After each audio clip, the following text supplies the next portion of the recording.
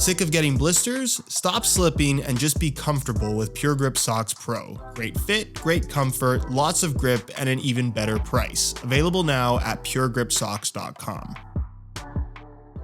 Well, it happened. For no apparent reason and out of absolutely nowhere, Nike have given us our first look at the next generation of Mercurial, specifically the Zoom Mercurial Superfly 10 Elite, as well as the Zoom Mercurial Vapor 16 Elite. But don't get too excited though, because we still don't have an official release date. These new boots were shown alongside some new running shoes and basketball shoes, also featuring the latest in Nike's Zoom Air tech, and are set to release sometime in summer 2020. In other words, we're probably not getting these for at least another 2 months. With that said, there is some new technical information to go over, and it's always fun to speculate on what will be one of several new speed boots to come out this summer. And before we get started, if you guys enjoy these kind of football boot news update videos, don't forget to drop a like on this one and make sure you're subscribed to the channel if you haven't already, so you don't miss out on my full review of the new line and generation of Mercurials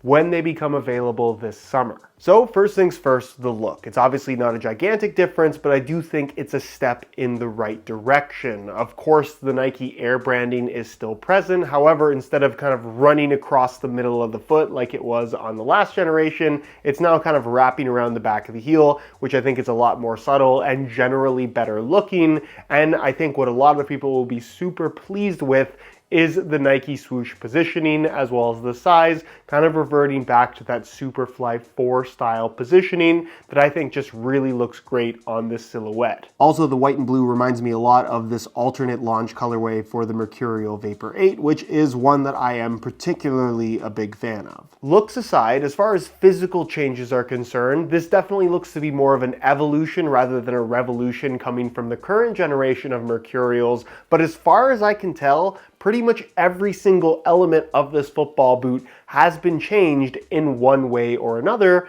which is exciting and something that we don't always see when it comes to a new generation of any given line of football boots. With the biggest change, or at least the one that Nike is focusing on with this particular press release, being the new Soulplate tooling, as well as the reworked zoom unit that you can't actually see, but is sitting on the underside of that Soulplate, which of course you stand directly on top of. We can clearly see what's different with the Soulplate and stud pattern, which we'll get into in just a second, but as far as what's different with the actual zoom unit, Nike has only given us this on their website. Hit the pitch with Nike Air Zoom on your side for lightweight support that sparks lightning acceleration and brings the win home. Flawless comfort to stay on top of the game. In other words, there's three key mentions in those couple sentences. One being the use of the word support, which is really interesting. The second being the use of the word acceleration, which is not surprising for any Nike Mercurial. And the third is the mention of comfort, because the first time around with Air Zoom tech on the Mercurial, I would say the general advertising was a little bit confusing as to what it was supposed to do. Originally, it started as a speed element, that responsiveness, that bounciness underfoot, but once people actually got to try it out, it definitely ended up being more of a comfort thing. This time around, they're obviously talking about support, they're talking about acceleration, and they're talking about comfort. How different will it actually be though? Until we get to try them out, it's really difficult to say. Regardless, I think the Air Zoom tech they introduced on this current generation of Mercurials has been extremely impressive, and if they can improve on what this feels like in any way at all, that is super exciting. As for the new Soulplate tooling and reworked stud pattern, it does look to be a little bit of a step back in terms of what we've seen in past Mercurial generations, really reminding me of one, or I guess two boots in particular, that being the Mercurial Vapor 11 as well as the Superfly 5, where instead of this kind of three-sided bladed stud that they've gone with on the current generation of Mercurials, they're reverting back to more of this kind of arrow-shaped